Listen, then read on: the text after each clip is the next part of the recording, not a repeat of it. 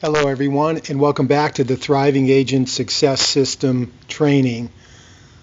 It's my pleasure to be with you today, and it really is exciting to be able to contribute and coach you to great financial success.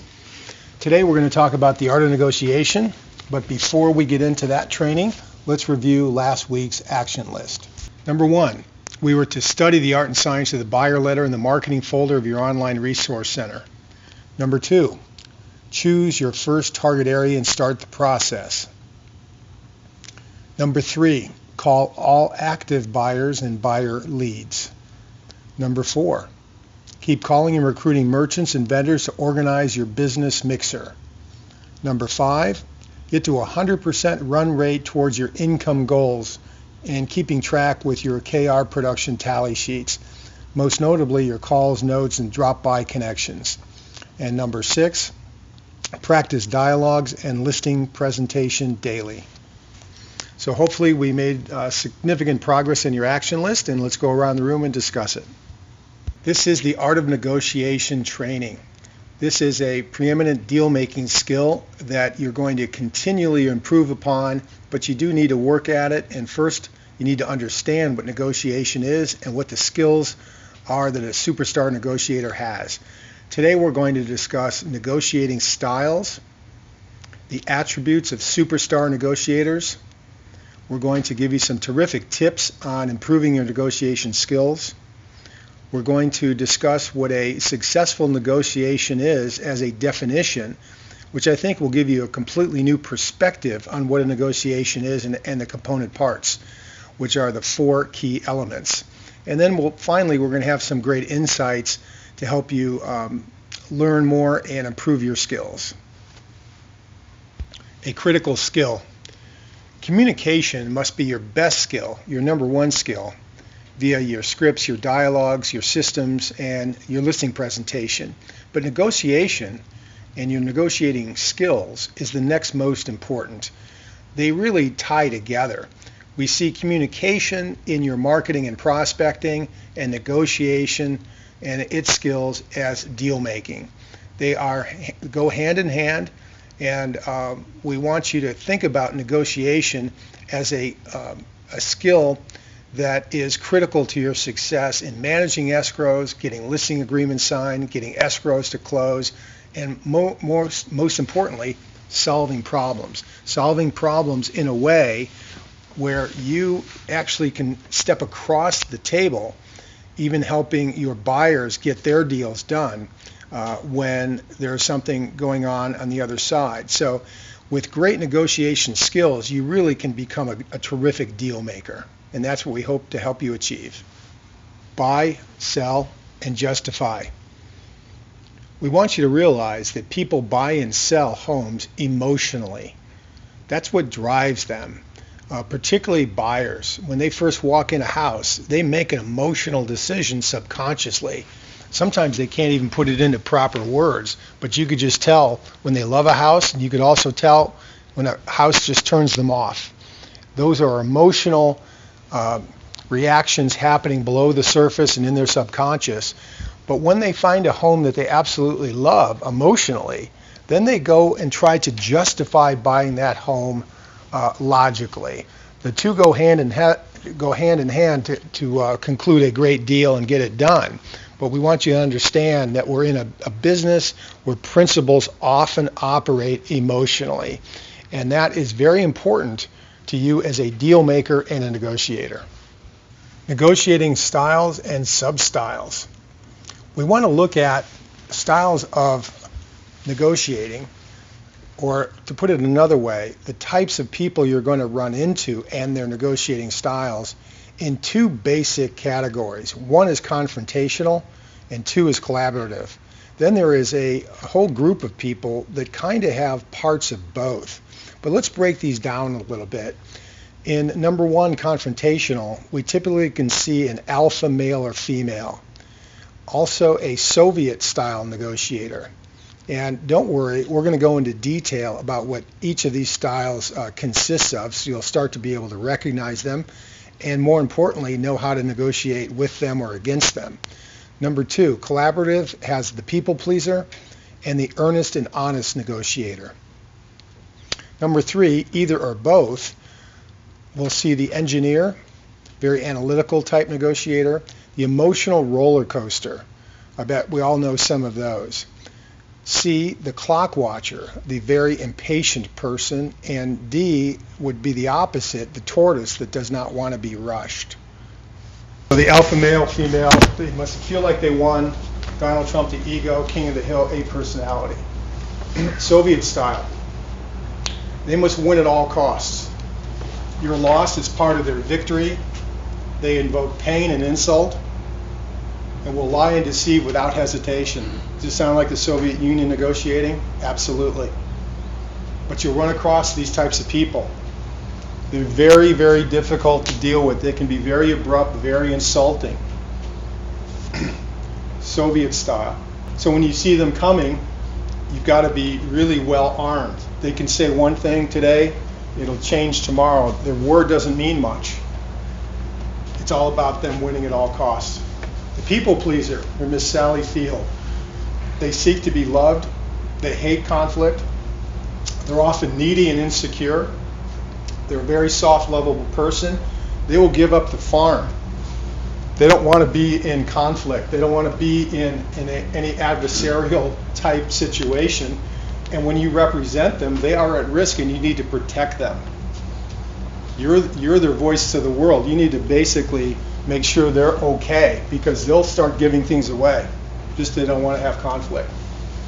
Moving on. Earnest and honest to a fault. Honest Abe will give you their best offer and mean it. They don't like to split the difference. They're not lowballers. And they will walk away if they feel deceived. The engineer, very analytical person. Very analytical person. Logic dictates. They're very methodical. They may process their emotions using a logic as opposed to the other way around.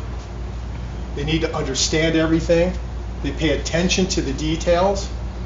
And sloppiness is a deal killer to them. So if you're sloppy as an agent, they will lose respect for you quickly. This type of buyer or seller is the one who actually reads the contracts and the disclosures. 99% of our consumers don't read all that stuff. It's a mountain. This type of person will actually ask you questions in all of these disclosures or escrow instructions. Not very common, but it could happen.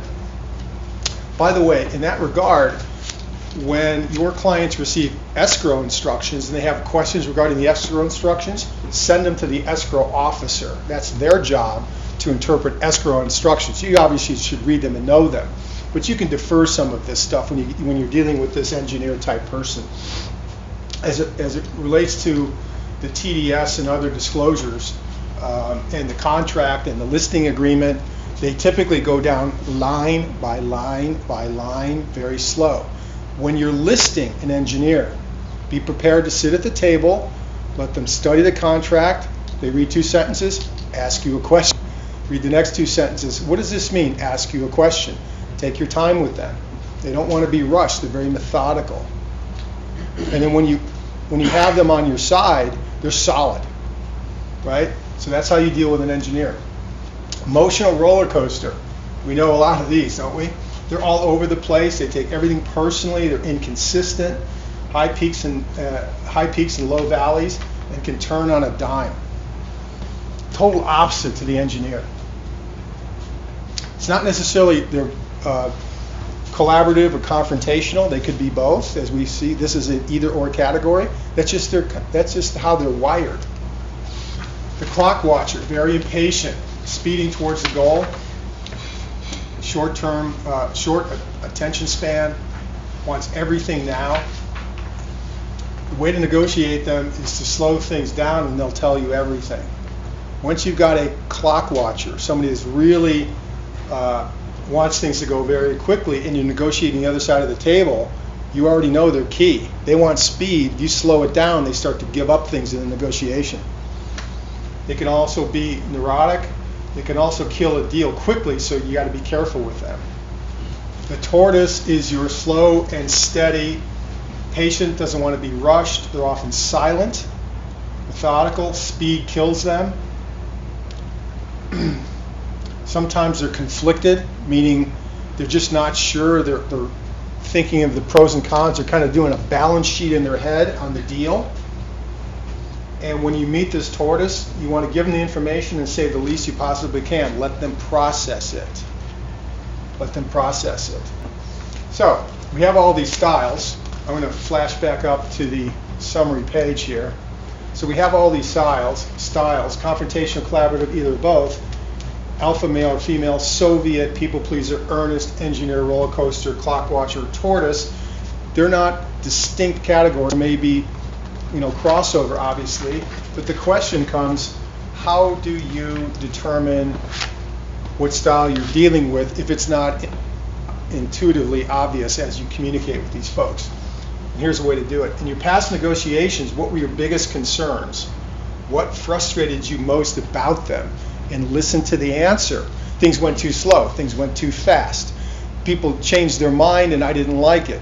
The way they answer these questions, you can start to see where they're fitting in their style.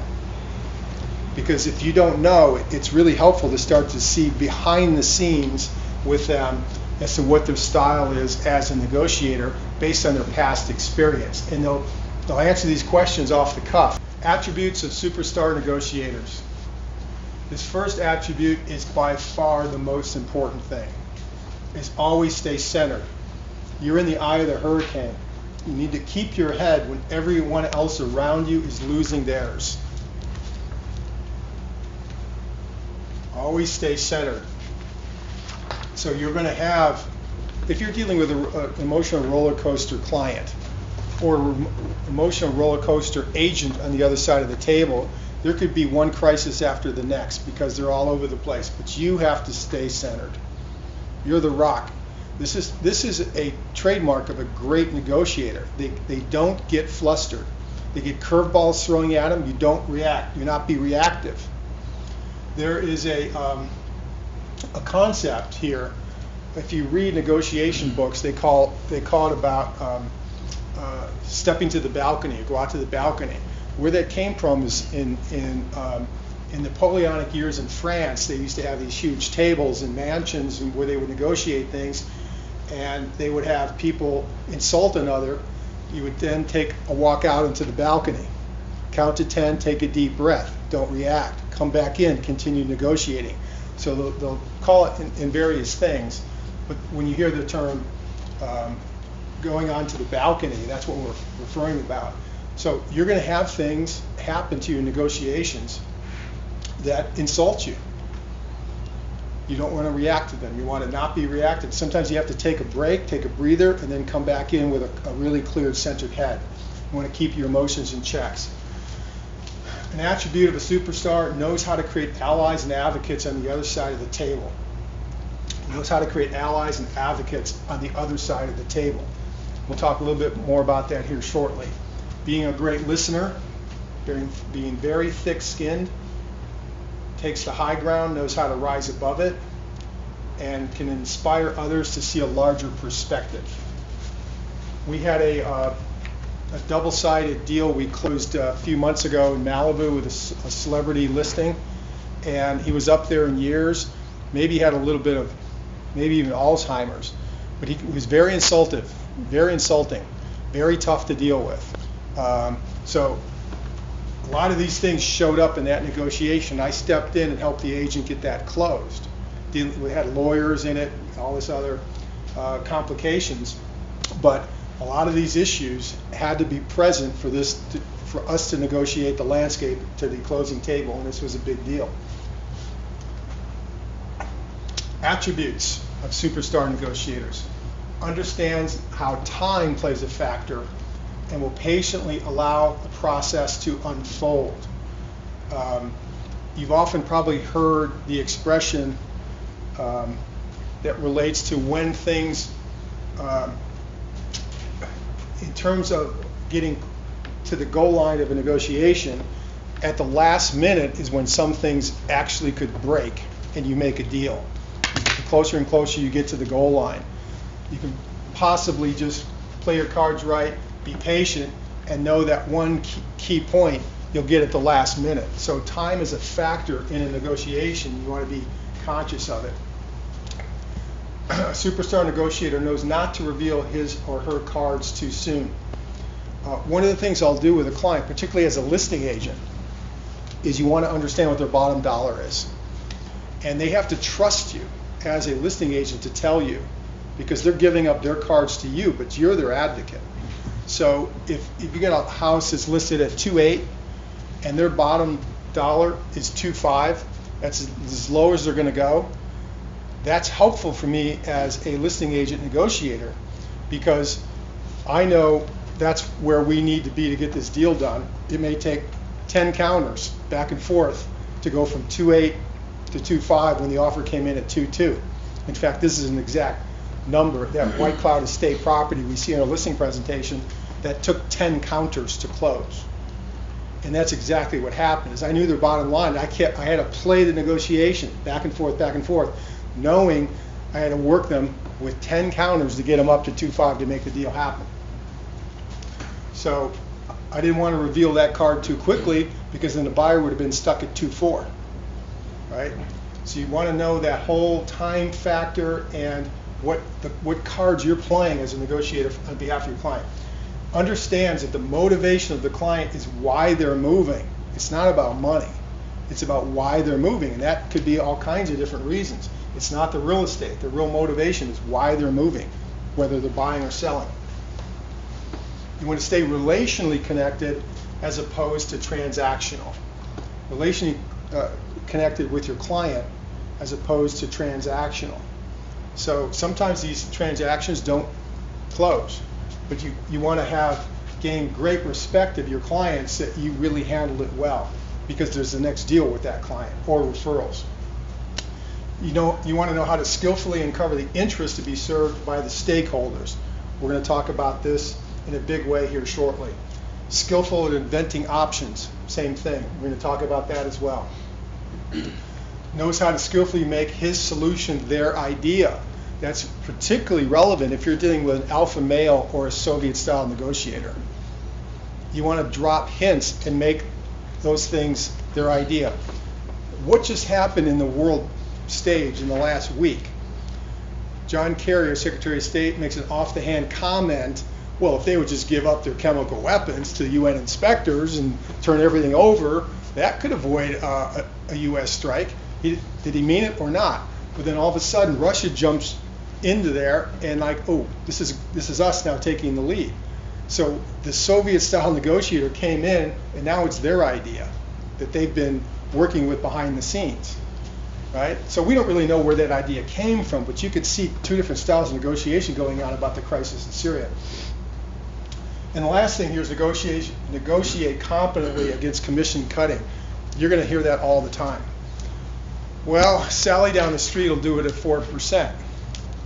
So you want to be really good, because that's when you're going after a listing and you don't have it signed yet and you get to negotiating commission, that's basically your first key negotiation on that deal is your own money. And if you can't negotiate your own money, how can you negotiate a $10 million house for them? So you need to be really strong here. Make the case. Don't be offended.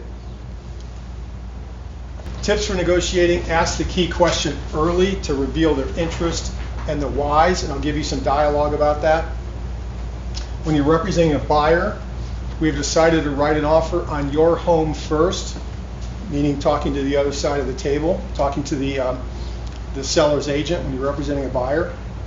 Representing a seller, you don't want to get trapped in we have another offer coming in BS as a listing agent. We hear a lot of these rookie techniques out there, and they're signaling an inexperienced negotiator on the other side. So don't use this type of stuff. We have another offer coming in. How often do we hear that? Whether it's true or not. Sometimes it is true, but most of the time when you hear that, it's not real. And that always flags me. I'm dealing with a rookie on the other side when they tell me something like that. If they have an offer in hand, that's nice to know. Actually in hand. House has been on the market for 73 days. We express interest. Oh yeah, we've got an offer coming in. What? It's been on the market for 73 days. So don't do that on your hand. Understands with a red herring, but doesn't overdo it. Does anybody know what a red herring is? Jane? I thought it was a document for pre-public companies. Well, it is. Yeah, that's one red herring. In our business, a red herring is a giveaway. What I mean by that is in early stages of negotiation, you throw something in the counter that your client doesn't really want or really care about. It's a bargaining chip you're ready to give up later to get something you want, right? So you got to be careful and do this with skill, but don't overdo it. Can you give an example? An example might be, here's a real common one. You're the listing agent, and the buyer is in a crisis situation with a job transfer. They have to get their kids into school by August 15th, so they want a 35-day close. Your seller, you talk to him about it, and he goes, well, that's a little bit soon for me, but I can live with it. So you counter him at 60-day close.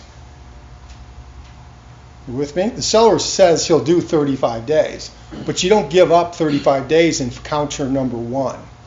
You counter at 60 because what I want is I want to get paid for 35 days from my client. It's a red herring. I already know we could live with 35, but I don't give it up in that first counter. I counter back at 60. Then maybe I go to 45 and I hold at 45 and say, well, listen, if you can come up, another 20 grand on your offer, we'll do 35 days. They've tipped their hand to me, but that's a key bargaining point. I'm going to make it into a red herring in my countering strategies. Makes sense? But you don't want to overdo it. Don't be deceptive, but be intelligent as a negotiator. These are things you can give away. Key question.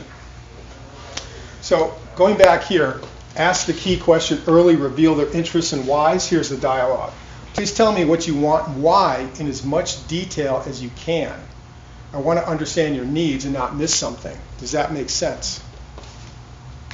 And then you get an answer. I understand you want such and such. Okay, great. So by the way, what will that do for you? What will that do for you?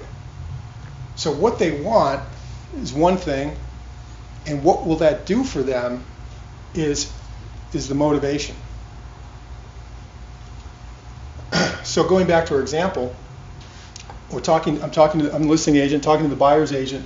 So please tell me what you want and why as much detail as you can. Well, my client is transferring from Seattle. His kids need to be in school by August 15th. We have to have a 35-day close because he wants their kids in school and they want time to do all that, right? So that's the interest they're serving. Now I understand why. Now, if I'm listing a home, I'm going to ask this also to my seller client as to why they want to sell their home. In other words, why do they want to move? Selling the home is not the ultimate. Selling the home is getting to another goal.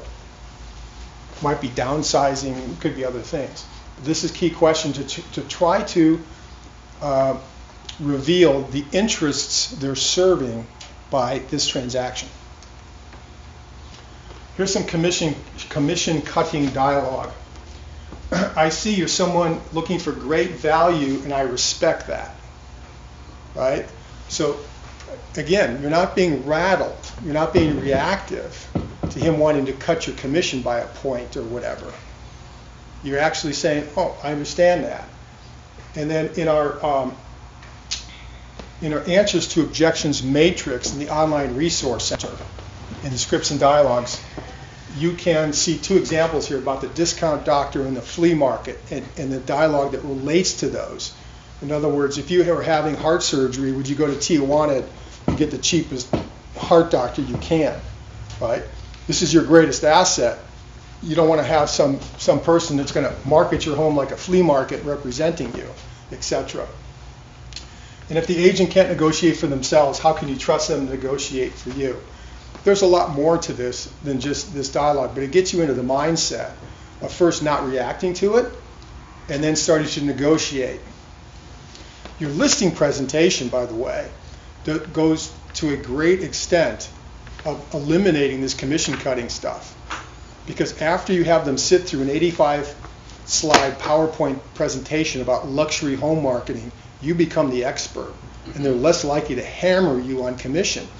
For those of you who've been through the listing presentation, you will discover there is no commission even mentioned in the listing presentation. Why? Because what I want you to do is go through the listing presentation answer all the objections, close on the agreement. The first time they see 5% in the listing agreement, you're about to hand them the pen. Of course it's 5%. I'm the expert.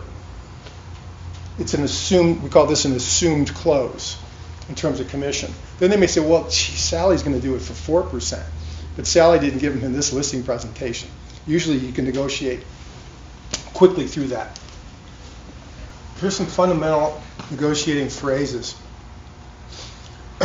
And you've seen this in our scripts. Repeat. So what I hear you saying is X, Y, and Z. Repeat back what they're saying, acknowledge it, and move on to the next question. In a very simple way, for example, in the FSBO and expired scripts, that would be, house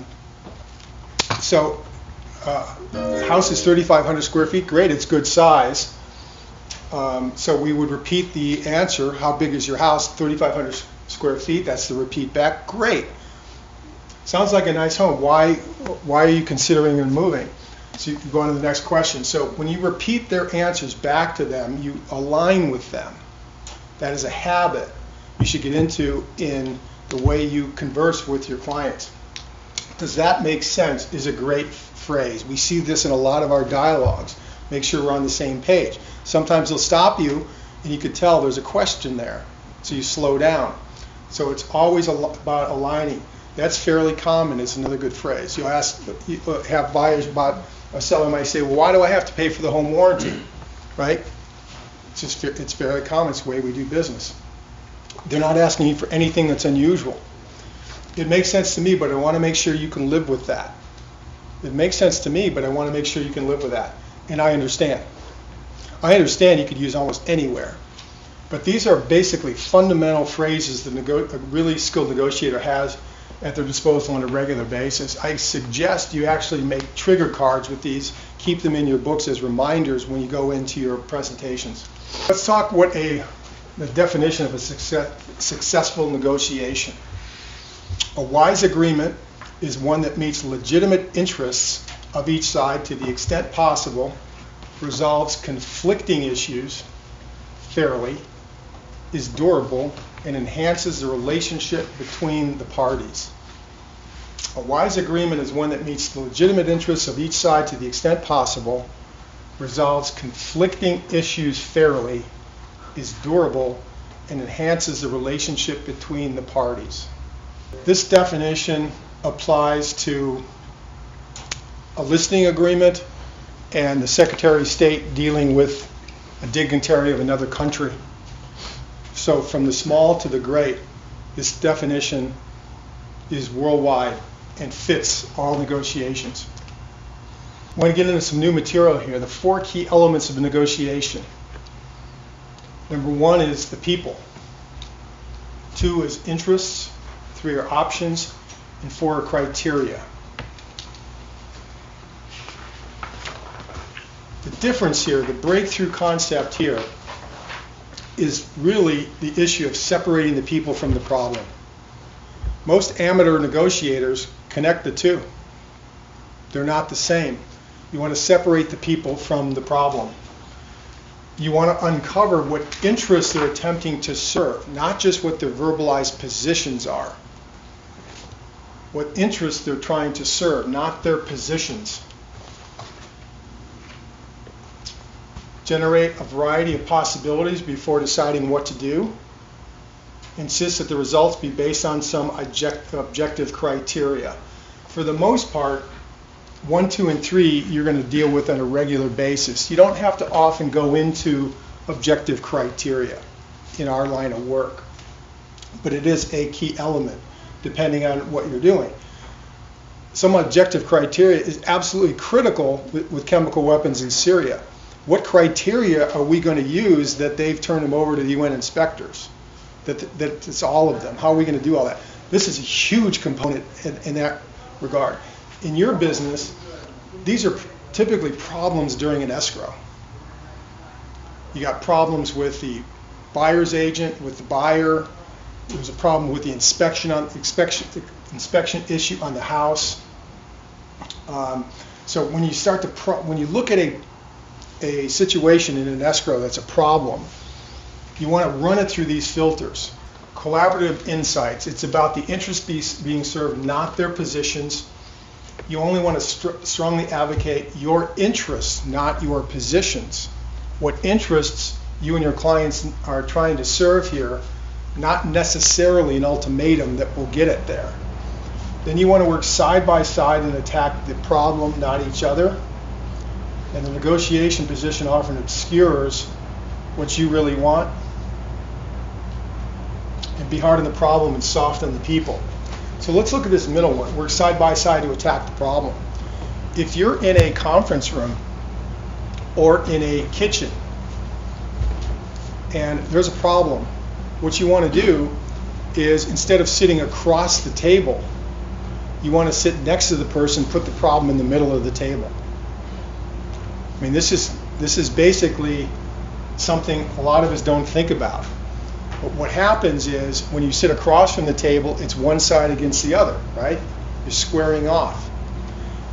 When we have the problem in the middle, let's say it's the inspection report, and I'm meeting with the buyer's agent.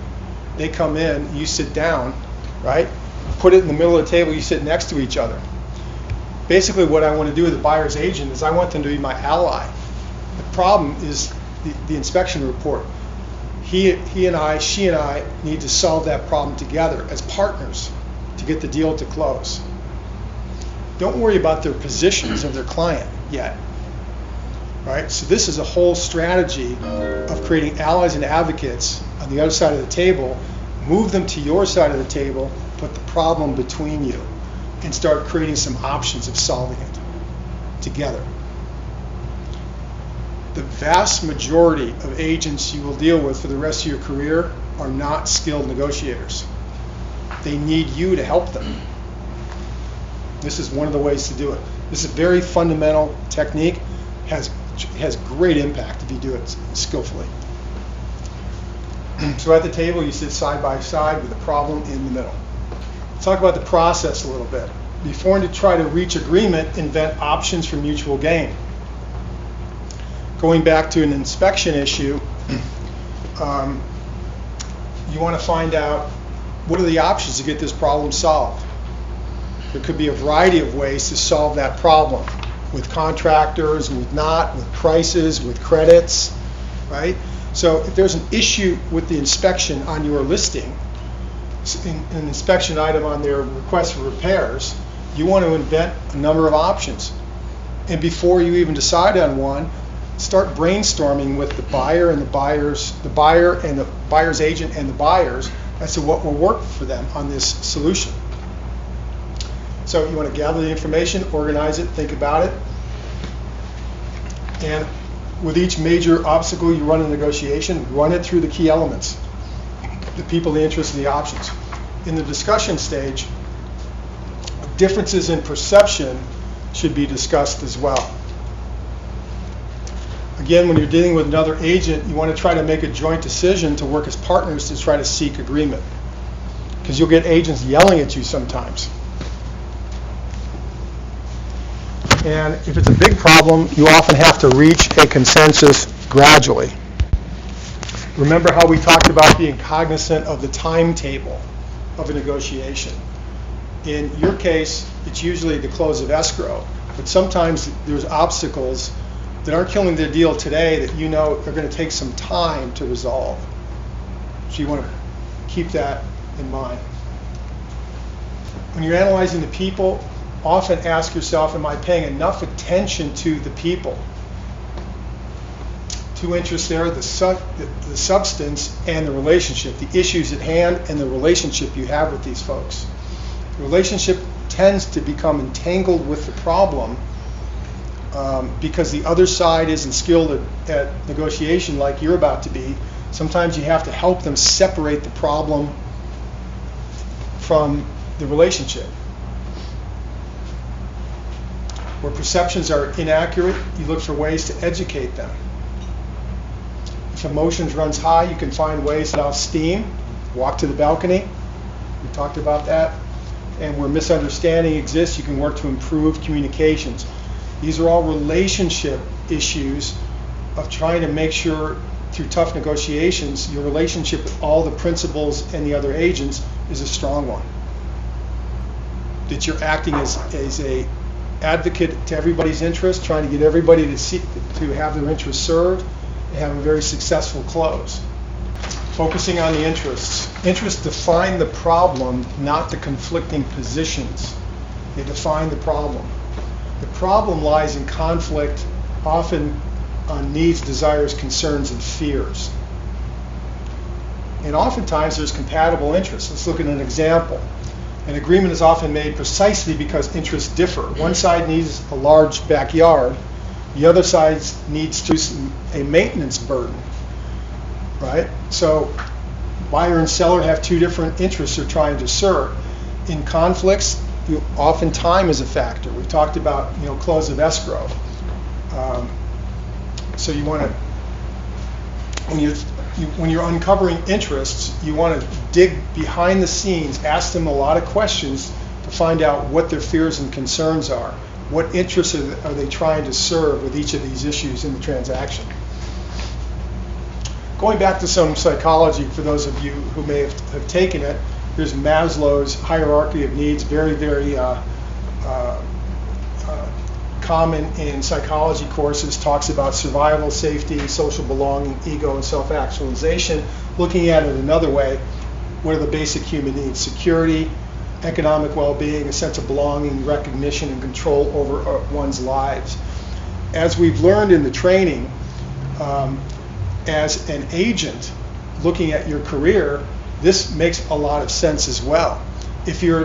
When you have no money, you want to do a number of deals as fast as you can because you're trying to survive. Once you've got enough deals going and survival is handled, you're trying to move up into some type of level of success or economic well-being. Once you're successful, you start going beyond that to self-realization or self-reliance. So this whole process is relevant to the way we work as an agent, the way we work as human beings. And when you analyze people's needs they're trying to serve in a negotiation, you want to be cognizant of what those interests are. Is this something that's really threatening their security or not? Purpose of negotiation is to serve real interests, and so you need to make them come alive. And you want to do that by reciting them back.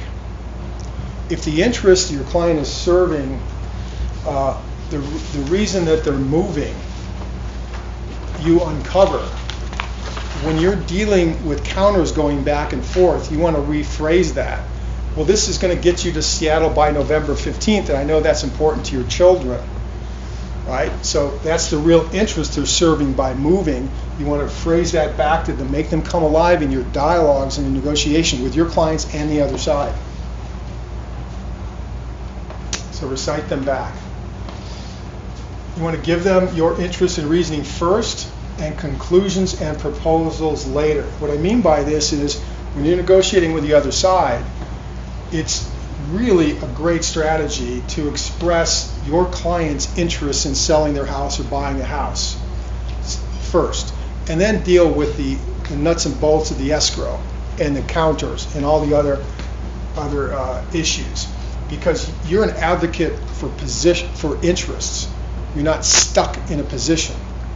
And oftentimes there's many ways to serve an interest of the issue of negotiating, because you're inventing options you didn't have right on the table at the beginning.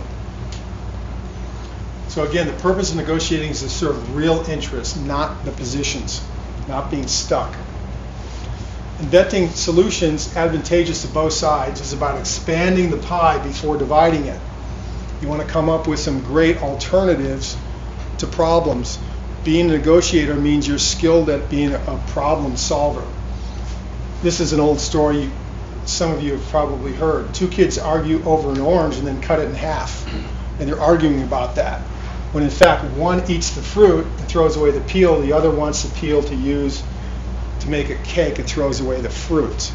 So here's an example of two kids or two brothers, for example, fighting over the same orange when in fact they want two totally different things from the orange.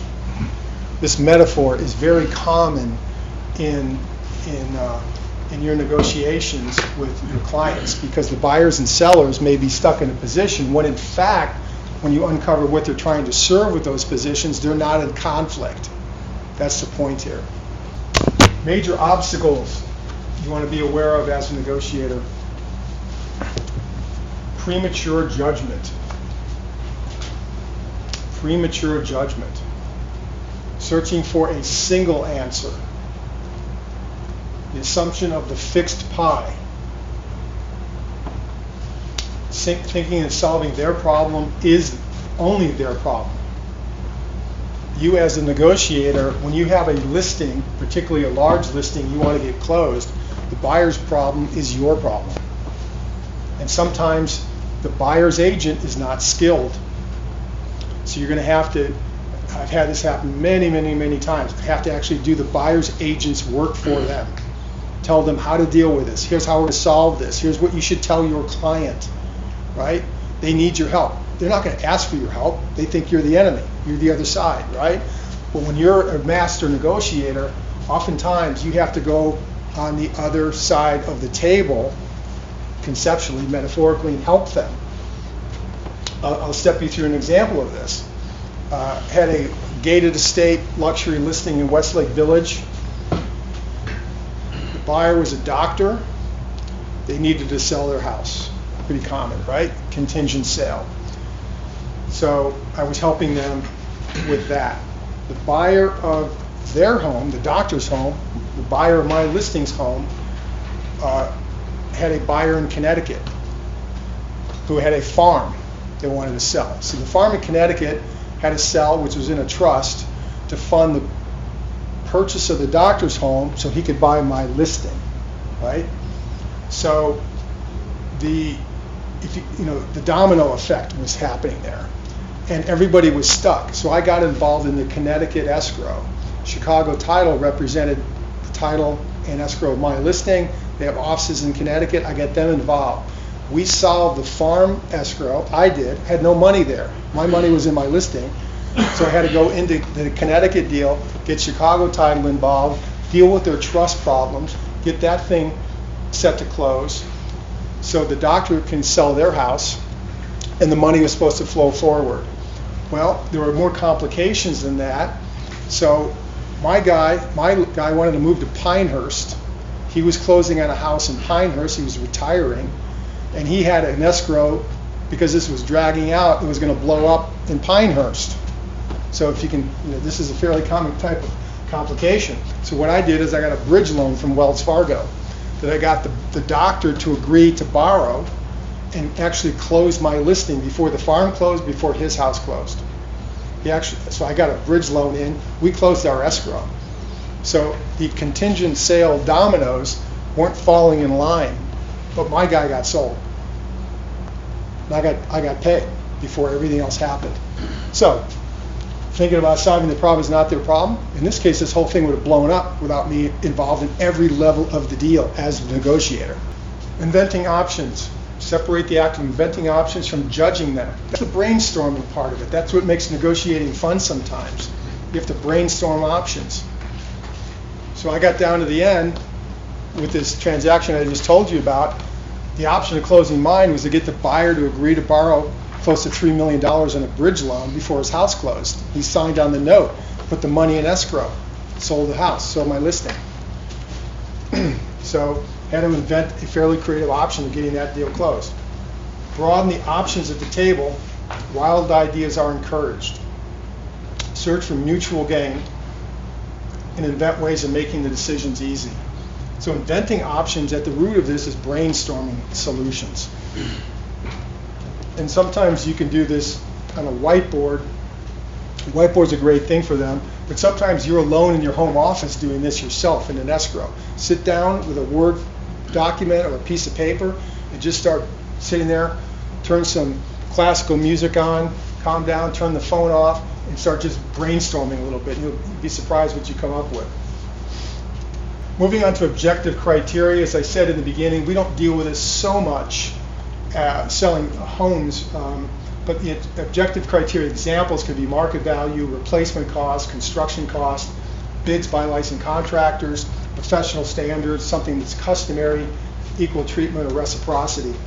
Bids by licensed contractors does come up quite often in requests for repairs where there's an issue that needs to be solved and we don't know what it's going to cost, so you have a licensed contractor do a bid and your client may get a credit for that. Doesn't mean you're necessarily going to do the work, but you've agreed on an objective criteria for the amount of the credit in the escrow that is bids by licensed contractors. So that's the case where you're negotiating the solution to a problem and you agree on an objective criteria first. Some final tips. Never yield to pressure-only principle.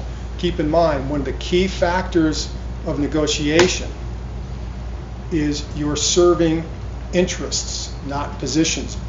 Valid, legitimate interests. So you don't need to yield from pressure, ultimatums, etc., only principle.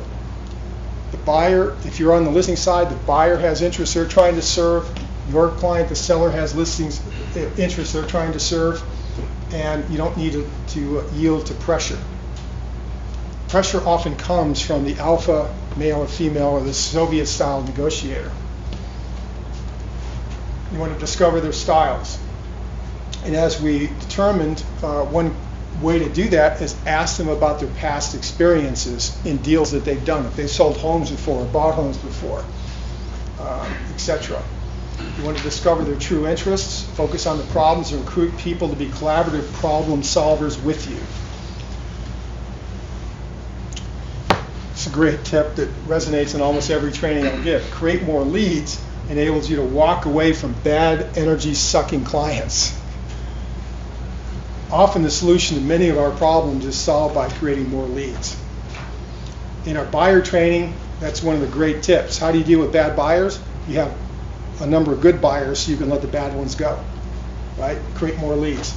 Share a little bit about your client's style to the other agent and seek to determine the style on the other side. So you have to do this skillfully so you're not revealing too many of your cards, but you can do this in a collaborative style with the agent. Something like, my guy really likes to move quickly. What about your clients, right? Something like that. Because you may not meet the buyer,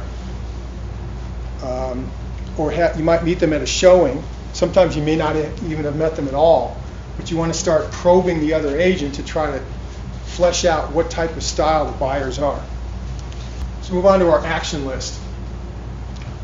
So this goes back to our buyer letter from last training. Order your target market data and compose your first buyer letter. So you want to start, whatever at the stage you are with your buyer letter, start moving that down the line in terms of an action list. For the next 7 days, do whatever what it takes to match your productivity goals for connections. For new agents, what that's referring to, Marta, for example, is your KR forms, which I need to get to you here soon. We can do that today. Get at least 2 referrals this week. You do that by using the campaign dialogue, the 1, 2, 3 dialogue, and the parting dialogue in all of your conversations. For those of you who have listings, call listings that have not been reduced in the past 30 days and negotiate a price reduction. Schedule your business mixer and start creating invitations, moving that project along. Doing a business mixer is very, very easy because anybody you invite to your business mixer, you're serving their interests. It's about them meeting new clients for their business. It's not about you selling them, you're giving them an opportunity. Having a breakfast or lunch with past or inactive clients. So let's preview next week's training really quickly, managing listings like a superstar. I'm going to talk about the keys to managing listings, more insights, how to use the showing log. That is a key technique. And if you set up systems to do that, it helps you avoid the overpriced listing death spiral, to avoid getting your listings expired. How a superstar manages the listings, the feedback system, and price adjustment dialogue. So that's next Wednesday. So thank you for everybody for coming to the training today.